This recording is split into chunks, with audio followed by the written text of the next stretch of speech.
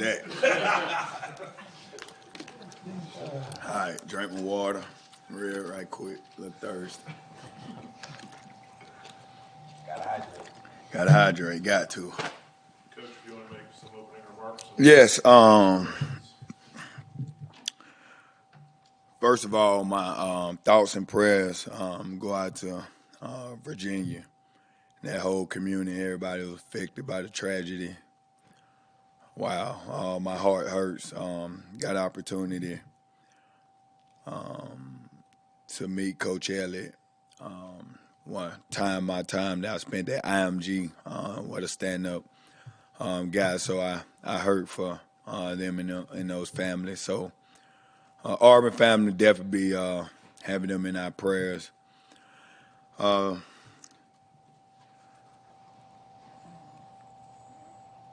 am very appreciative of the Auburn family, the way that they showed up Saturday night. Wow, what atmosphere. But great win. But now it's time for us to turn that page, which, as a Sunday, definitely turned the page on that because we have a Western Kentucky team that's pretty doggone good. Very explosive on offense. Got a good defense. Guys play hard. They're well coached. There's a lot of guys on staff that know a lot of those guys, done coach with them, with Coach Helton. So got a lot of respect for them and that staff and that team. So we are going to have to come bring our A game. So once again, I'm calling on the Auburn family. Like I need help up here, we need help. So come pack the house out and let's have fun and try to go get a victory. With that said, we can open this thing up for questions. Brian Stoltz, Auburn Rivals. Carnell, going against Mississippi State is kind of like going against Western Kentucky. They pass the ball more. How much experience or how? Sorry, let me start over. How much benefit does it have that you already played a team like Mississippi State that throws the ball so much when you're facing a Western Kentucky team? And of course, to me, playing the game of football is about confidence. And, defensively, the way they play against Texas A&M, the way they play against Mississippi State, and familiar with a team throwing it every snap. Now we should be even more prepared and go and kind of know what to expect and be confident going in that game. So don't guarantee you nothing, but those guys should be confident, and I'm pretty doggone confident in that defense, man. Enjoy watching them guys fly around. Jason? Carnell, Jason Auburn 247. Running game, you take over. Wilfred, you got 3 offensive line coaches now on the offensive staff. Obviously, it's going to be an emphasis, but what have you seen out of that group the last couple of games especially, and how much more effective they've been running football? Once again, as running backs, we get all the attention because we carrying the ball. But honestly, those guys up front, they're moving people. They fighting. They are together. They're screening out there. They getting a hat on the hat. And those backs, man, from Jarquez, Tank, even DeMar, when those guys get the opportunity, man, they running hard. They breaking tackles. What in this league here you have to do. And I just think, as far as the run game, we're just in sync with each other, man, and playing a lot better. And that's a credit to those coaches, Coach Friend and Coach Bernardi, Coach Simmons, Coach Hilliard, Coach McDaniel, getting those guys ready to play and coming up with a plan. You mentioned confidence on defense. As a former running back, how much confidence does it give you when you start to feel that success in running the ball and it starts to add up a little bit? Man, so much confidence. Like, Jarquez, Tank, like, them guys feed off each other, man. I know that feeling of, being Jarquez or Tank, where running Gene Brown out there doing good, or Brandon Jacobs out there running the rock, or Trey Smith, and it's like you happy for him, but you like, I want some of that action. So that is how it's going down, and man, they feeding off each other, and what a really good 1-2 punch, man. They definitely complement each other. BiasWoodboy.com. Having a good day so far. How much did the win impact your decision making in the kicking game as well as the passing game? I noticed like you didn't go to McPherson for a field goal until the third quarter. Ask that again. You say the win? Yeah, but both the kicking game and passing game. How much did it affect your decision making? Say the question again. The win. The win. Yeah. The win. Okay. How much did it affect your decision making in the kicking game and passing game? We'll get it there eventually. Honestly, it far as kicking the ball, it does affect your decision because McPherson, man, he have a big leg, and man, he's gonna be one of the better kickers to play here. But when that win in our face, now, time we had to get to the 25-yard line versus, give him opportunity around that 35, 38-yard line. So, the win did make a difference, make a lot of difference, especially on kick-out punts. Just adjusting guys. As far as our punt returner, I know the win played a factor there, but again, we can't use that excuse. Texas A&M, they got to play with the win too. And then the passing game as well. In the passing game as well. The wind definitely can affect throws, especially when you try to, throw deep into it. So, yeah, of course, in the passing game affects it too. Tom? Know the passing game has struggled a little bit. Wide receivers only have one reception that bars touchdown. What can you guys do to kind of get them more involved these last couple games?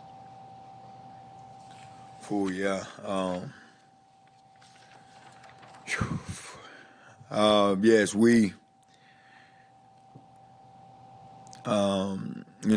again that is it starts with me.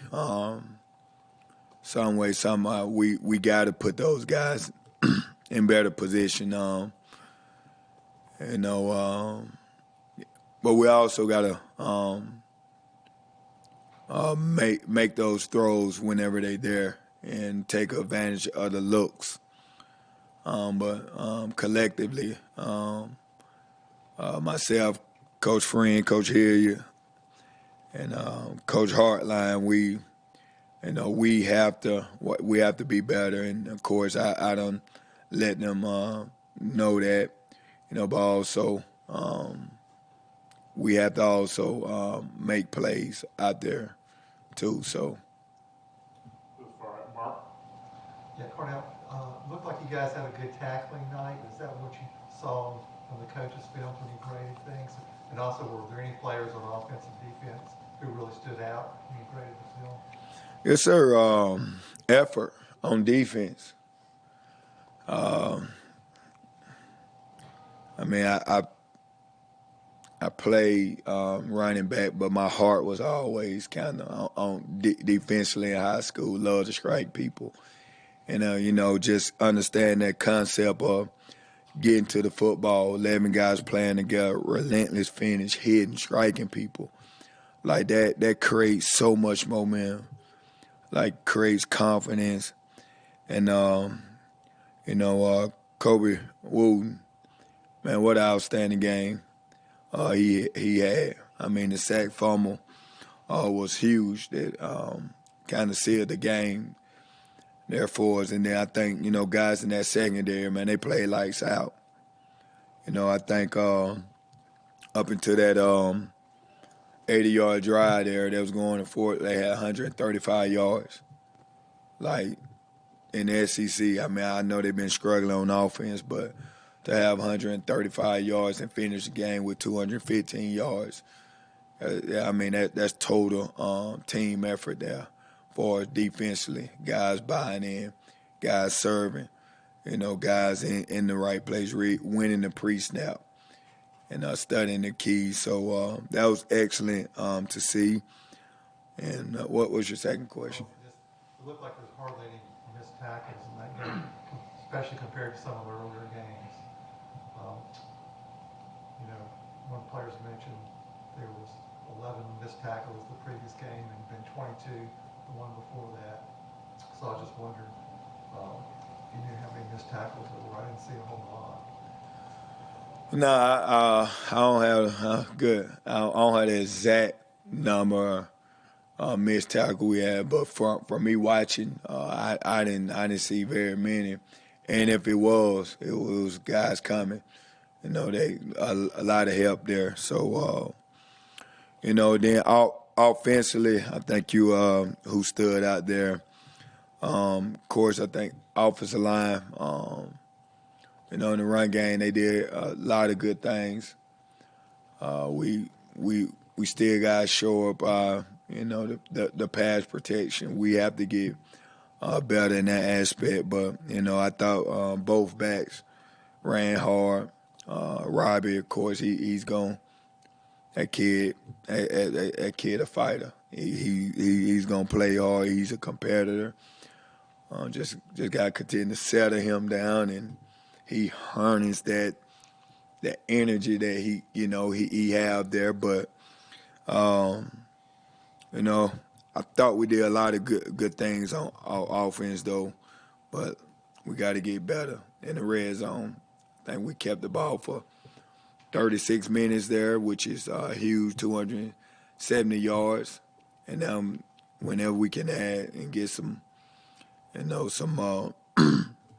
excuse me, voice cracking from, whenever we can get that passing game rolling, we gonna have a chance to be lethal. Middle, Justin, first. Kettle, you guys have senior day on Saturday. There's a lot of seniors y'all got on this team, especially quite a few of those guys just had to come back for that extra COVID year.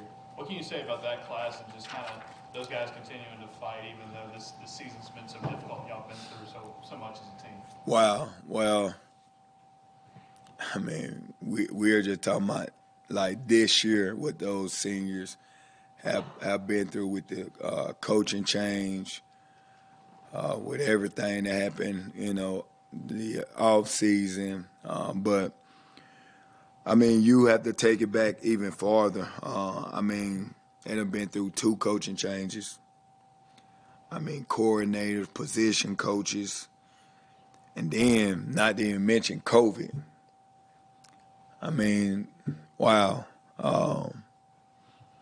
Those guys have been through a lot, but one thing I can tell those guys, I tell them they're going to be better because, have not one time have they flinched. They don't stay steady. They done kept the faith. They continue to believe. And I just think those young men, they're going to do some really cool things in life because of all the adversity that they done been through and how they done handled it. So, man, it's can remember when I was a senior. That day is, a special day. So it's sad to see guys go, but I am looking forward to them guys, and it's something that they should be honored for, especially this group with all they done went through. Carnell, we're going to go front row to the right. Noah. Hey, Coach. Noah Griffith from the Auburn Plainsman. I believe y'all ran it 3 times for every pass against Mississippi State, and then 4 times for every pass last week. So, just how do y'all plan to stay unpredictable and be balanced on offense? Well, kind of want to get back to Auburn old school football. Auburn to me is about work, hard work. Auburn is about toughness, perseverance. We want to be tough and we want to be physical. So I think one of the greatest thing about the game of football is when your opponent know that you're running the ball, but you still impose your will on them. It takes the fight out of a lot of teams. So I'm honestly okay with us running the rock and having success, but also I know that we do got to get better, and we're going to need our pass game down this stretch to win ball games, and we are going to get better. We are going to get better. Those guys, they're doing a heck of a job right now getting a plan together.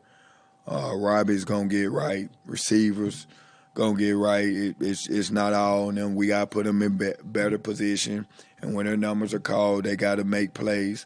But I don't mind that 3-to-1 ratio right now running the football, because we want to be the most physical bunch. Go back to the bias. Who are your players of the week, and who gets the game ball? Like, what are you gonna do with it? I'm honestly doing away with players of the week. We I just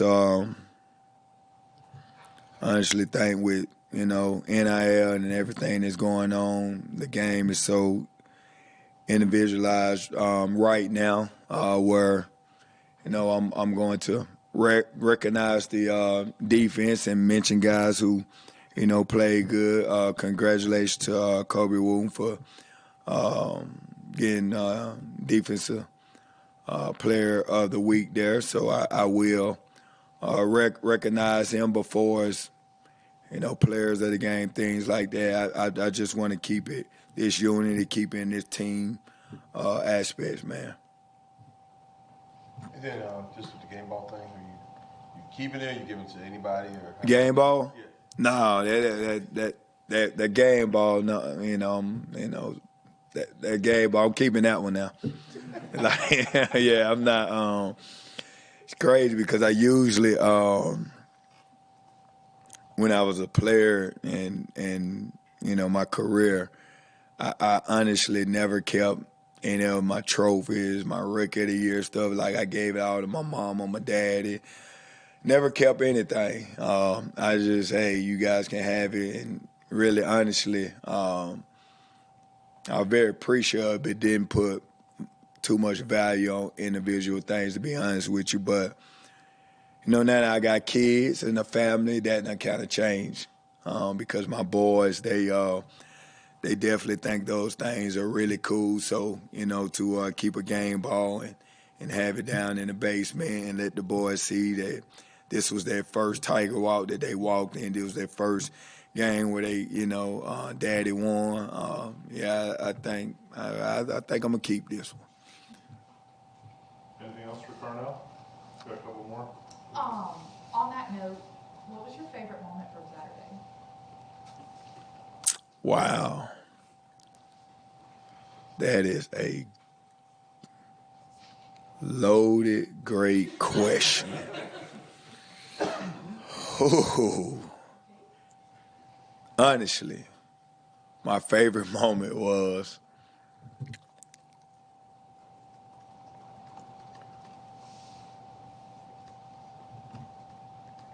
to see, of course, the fans, the Auburn family, but to see those former players on the sideline. Like, I got a chance to reflect guys that I fought with, trained with. I'm talking about a lot of good memories. And it was just replaying in my mind. So I honestly think that was the coolest thing, seeing the smile on their face. Like, all them guys being in the locker room, during the when I addressed the team, and then after the game, having all those players in the locker room, like it was crazy to see. Like it just came full circle. So I mean, honestly, I that was my favorite part about Saturday, to be honest with you. Carnell, we got one more or two more on the right here. Lily Stewart, the Auburn Plainsman. Going back to the game ball, how did it feel getting it? Because you've taken a lot of responsibility over the past few games about the players and decisions that were being made. So how did it feel to get some respect back from them in that big moment? It honestly caught me by surprise because, I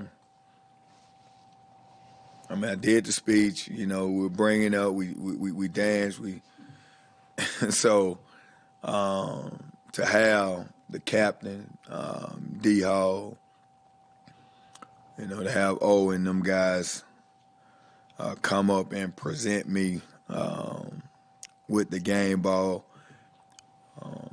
That's when I it hit different, kind of realized like, man, it's like this real, like just won the game, and to hear, you know, them guys say, you know, that they appreciate me pouring into their life because, I mean, at the end of the day, win, lose, or draw, like I told my guys, man, like it's about life lessons for me. You know, those guys give me so much purpose. Those guys help me so much to be a better man. And so to hear those guys, you know, say those things and be appreciated, it definitely made me smile, made me feel good. Got one more, Mark. Did any of your former teammates offer any good, bad, or ugly advice on how to coach Saturday night? Well, I got two different Auburn group chats, and from Mississippi State to Texas A&M, like they were ringing, like especially Mississippi State. You know, you can't do that. I'm going through the mud. You got to kick the field goal. Like you ain't playing no video game. Like so yeah, they are. You know, they have been very supportive, but you know, everybody can be a coach. You know, coaching from the couch, and everybody can, you know, second guess and, you know, do all that. But man, this team, once we practice some, once we decide that we're going to give it a go and we going to do something, like we are going to do it together. And whether it work or don't work, I'm going to get a credit, you know, to my coaching staff. And if it don't work, I would take the blame. And that's all. That have been my approach with this coaching staff and the team. So no pressure on those guys. You guys go out and call it, do what you do, and let me jump on the shore and take the blame, because ultimately it is on me, because I make the decision, which is weird to say, like I that I make the decision, but pretty cool. Carnell, thank you. Thank you.